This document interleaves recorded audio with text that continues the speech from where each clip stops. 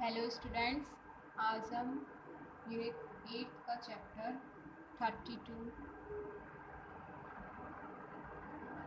जिसका कि नाम है मानव में निषेचन के बारे में पढ़ेंगे। जैसा कि चैप्टर का ही नाम है मानव में निषेचन, जिससे कि इंग्लिश में बोलते हैं फर्टिलाइजेशन। फर्टिलाइजेशन कहते किसे हैं? फर्टिलाइजेशन कहते किसे हैं? इसकी डेफिनेशन है अगुणित नर। अगुणित नर मीन एन व मादा। अगुणित नर व मादा युग्मकों के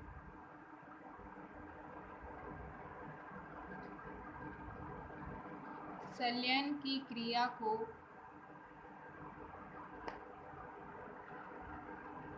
अगुणित नर व अगुणित मादा युग्मकों के संलयन की क्रिया को निषेचन कहते हैं। ठीक है, जैसे कि नर मादा, अगुणित नर अगुणित मादा, जब इनमें आपस में निषेचन की क्रिया हुई तो द्विगुणित युग्मनज का निर्माण होता है। नर व मादा युग्मकों के संलयन की क्रिया को निषेचन कहते हैं। इस प्रोसेस को, मतलब नर व मादा युग्मक है, इनके आपस में संलयन मतलब आपस में जुड़ना, इसलिए जो पूरी प्रक्रिया होती है नर व मादा युग्मकों का संलयन होता है, इस प्रोसेस को बोलते हैं निषेचन। नर व मादा युग्मकों के संलयन की क्रिया को निषेचन कहते हैं। और निषेचन से किसका निर्माण होता है? युग्मनज का। और युग्मनज से किसका निर्माण होता है? भ्रूण का। और भ्रूण से संतति का। ठीक है, अगुणित नर व अगुणित मादा युग्मकों के संलयन की क्रिया को निषेचन कहते हैं। निषेचन के परिणाम स्वरूप युग्मनज का निर्माण होता है, युग्मनज से भ्रूण का, भ्रूण से संतति का। नेक्स्ट टॉपिक है अपने भाई, निषेचन के कितने प्रकार होते हैं? 2 प्रकार के होता है निषेचन। फर्स्ट है बाह्य निषेचन।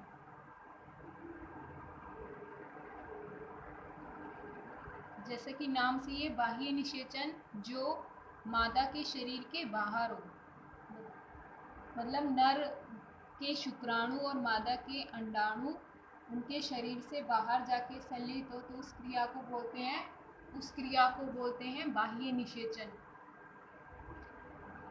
इसकी डेफिनेशन हो जाएगी, बाह्य निषेचन में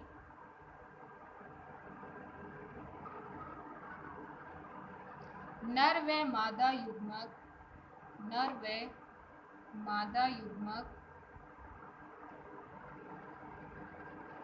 शरीर के बाहर संलित होते हैं।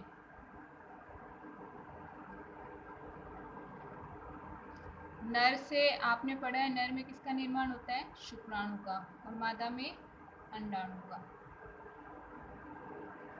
तो बाह्य निषेचन में नर व मादा युग्मक शरीर के बाहर मिलते हैं, मतलब शुक्राणु में अंडाणु उन शरीर के बाहर मिलते हैं। और ये जो बाह्य निषेचन की क्रिया होती है सामान्यतः जलीय माध्यम, मतलब जो जलीय जीव होते हैं उनमें यह क्रिया पाई जाती है। ठीक है, सेकंड टाइप है अंतः निषेचन।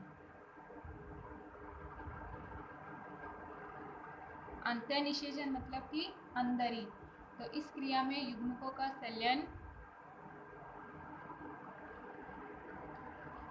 अंतः निषेचन में इनमें युग्मकों का संलयन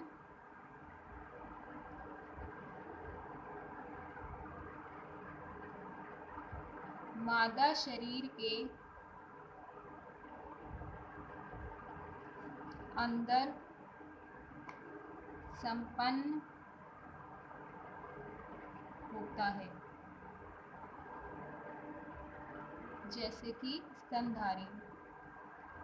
स्तनधारी मैमेलिया वर्ग, जो कि मनुष्य वगैरह इसमें सम्मिलित है। इसमें शुक्राणु व अंडाणु का संलयन होगा, वो मादा के शरीर के अंदर होगा, तो इस प्रक्रिया को बोलते हैं अंतः निषेचन।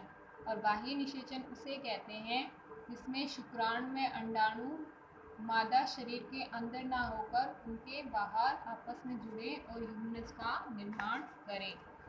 अगला टॉपिक है निषेचन के पद।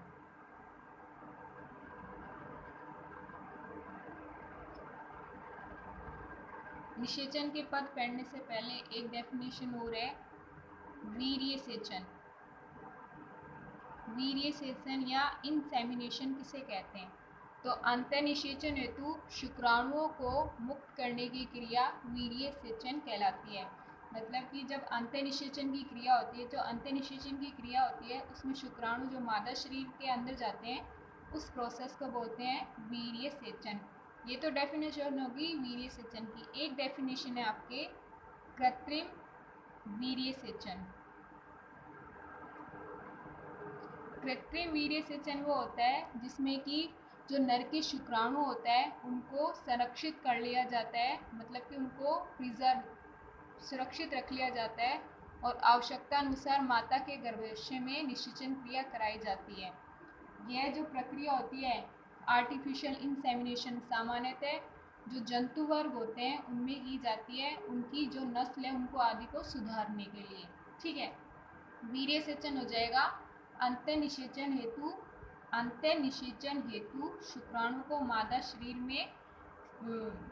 के शरीर में सेचित करने की प्रक्रिया वीर्य सेचन। और आर्टिफिशियल इंसेमिनेशन शुक्राणु को परिरक्षित कर लिया जाता है और आवश्यकता अनुसार मादा के गर्भाशय में निषेचन क्रिया कराई जाती है और यह प्रक्रिया सामान्यतः जंतुओं में नस्ल सुधार में काम में ली जाती है।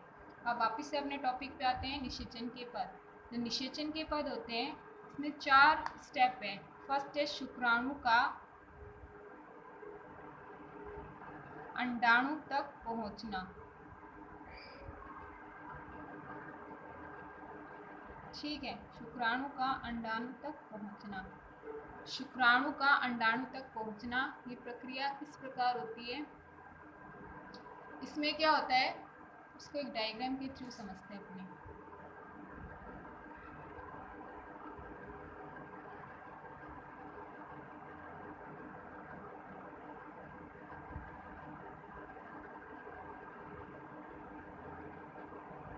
रफली सा डायग्राम बना रहे हैं।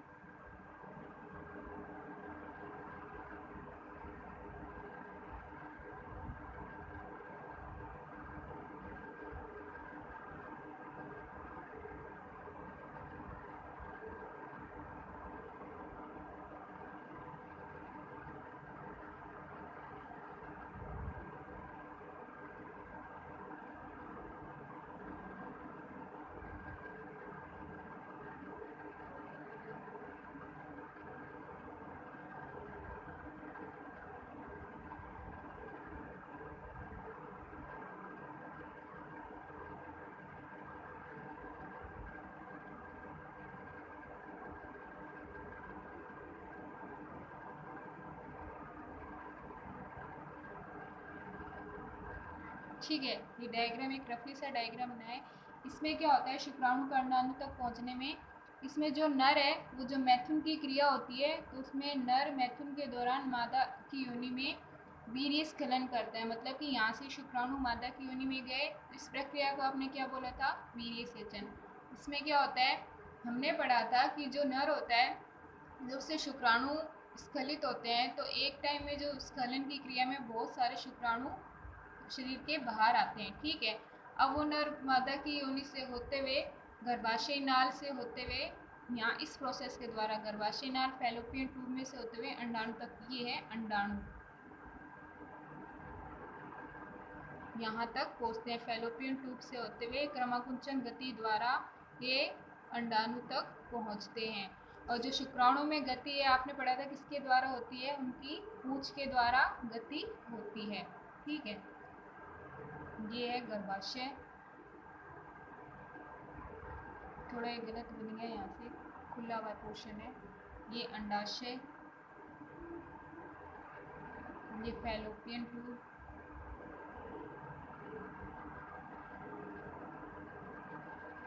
और ये आपको पता है शुक्राणु। ठीक है, तो जब जो नर के शुक्राणु हैं वो एपिथीलियम, शुक्राणु एपिथीलियम की कोशिका द्वारा निगल लिए जाते हैं और ये फैलोपियन ट्यूब में क्रमाकुंचन गति करते हैं। ये वाली फैलोपियन ट्यूब में इनमें क्रमाकुंचन गति होती है और शुक्राणु मादा गर्भाशय में प्रवेश के कुछ समय बाद यहाँ से मतलब प्रवेश करते हैं। जब ये यहाँ में निषेचन करने में इनमें सक्षम, इनमें उत्पन्न होती है सक्षम निषेचन करने की क्षमता, और ये अपनी ही जाति के, एक डेफिनेशन इसमें आती है योग्यतार्जन, कैपिशिएशन। योग्यतार्जन किसे कहते हैं? तो अपने ही जाति के अंड को निषेचित करने की क्षमता होती है, वो शुक्राणु की योग्यतार्जन कहलाती है। अपनी ही जाति के अंड को निषेचित करने की क्षमता को शुक्राणु की योग्यतार्जन कहते हैं। ठीक है, ये यहाँ से गति करते हुए गर्भाशयी नाल से होते हुए फैलोपियन ट्यूब से होते हुए शुक्राणु अंडाणु तक पहुँच जाते हैं। ये फर्स्ट स्टेप है, शुक्राणु का अंडाणु तक पहुँचना भी इसमें होगा कि जो नर मैथुन के दौरान मादा की योनि में शुक्राणु स्खलित करता है। शुक्राणु गर्भाशय से होते हुए फैलोपियन ट्यूब से में होते हुए क्रमाकुंचन गति करते हुए यह अंडाणु तक पहुँचते हैं। सेकेंड स्टेप है अपने शुक्राणु का प्रवेश।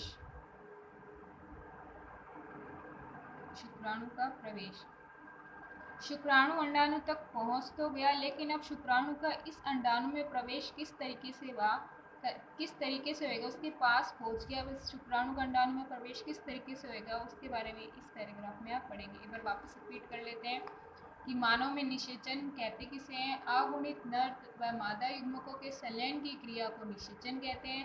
निषेचन के फलस्वरूप युग्मनज का निर्माण होता है। युग्मनज से भ्रूण का, भ्रूण से संतति का। निषेचन की क्रिया दो प्रकार की होती है, बाह्य निषेचन व अंतः निषेचन। बाह्य निषेचन उसे कहते हैं जब नर व मादा युग्मक शरीर के बाहर संलयित होते हैं और यह क्रिया सामान्यतः जलीय माध्यम के जीवों में पाई जाती है। सेकंड है अंतः निषेचन किसे कहते हैं? तो जब युग्मकों का संलयन मादा शरीर के अंदर होता है तो उसे अंतः निषेचन कहते हैं, जैसे कि स्तनधारी प्राणी। वीर्य सेचन किसे कहते हैं? अंतः निषेचन हेतु शुक्राणु को मुक्त करने की प्रक्रिया को वीर्य सेचन या इंसेमिनेशन कहते हैं। सेकंड है कृत्रिम वीर्य सेचन किसे कहते हैं? कृत्रिम रूप से शुक्राणु को परिरक्षित कर लिए जाते हैं और आवश्यकता अनुसार मादा के गर्भाशय में निषेचन क्रिया करवाई जाती है, तो उसे बोलते हैं आर्टिफिशियल इंसेमिनेशन। और ये सामान्यतः क्रिया पशुओं की नस्ल सुधार में उपयोग में ली जाती है। अगला टॉपिक है निषेचन के बाद। भाई निषेचन की क्रिया किन किन पदों में होती है? तो निषेचन की क्रिया 4 पदों में होती है। शुक्राणु का अंडाणु तक पहुंचना, शुक्राणु का अंडाणु में प्रवेश, वल्कुटी अभिक्रिया और प्राक केंद्रक संलयन। आज आपने फर्स्ट पढ़ा शुक्राणु का अंडाणु तक पहुंचना, आपने पढ़ा शुक्राणु मादा की योनि में स्खलित कर दिए जाते हैं। वो गर्भाशय से होते हुए फैलोपियन ट्यूब से होते हुए अंडाणु तक पहुंचते हैं और इस क्रिया के द्वारा शुक्राणु अपनी पूंछ के द्वारा क्रमाकुंचन गति करते हैं और शुक्राणु द्वारा कई लयनकारी एंजाइम स्त्रावित किए जाते हैं जो कि वो अंड को भेजते हैं। वो सारी प्रक्रिया आप सेकंड स्टेप में पढ़ेंगे। सेकंड स्टेप है शुक्राणु का प्रवेश। शुक्राणु का प्रवेश अंडाणु में किस प्रकार होता है?